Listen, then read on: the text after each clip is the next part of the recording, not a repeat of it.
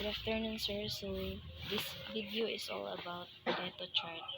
It is a type of bar graph that represents the frequency or impact of problems or causes in descending order or importance. So, I have a problem here, which is the factors affecting the production yield of corn in Rose Farm by year 2024. So, the factors that affect in Rose Farms, I have collected here, uh, which is the pest management, 25, poor, poor irrigation, 35, improper use of fertilizer, 20, then lastly is not the natural calamity, which is 20. So overall, it has the total of 100. So uh, I have a visual aid here that represent the Pareto chart. So first, in computing, we will compute the percentage. Okay. In computing the percentage,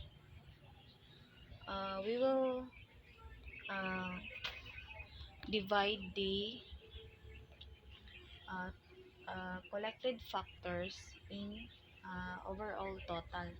So example is for irrigation system 45. We will divide it into overall total, which is 100. Then multiply into 100. So it will be 45%. The same um, uh, same din sa pag compute natin ng pest management, so on and so forth. So in making Pareto chart, so we will make a graph. As you can see here, I have a graph. So I have arranged it in to descending order. So uh, first is yung the highest, which is the poor irrigation system. Then second is pest management. Then improper use of fertilizer, and lastly is the natural calamity. Then as you can see, the poor irrigation system in these factors, yun yung dapat na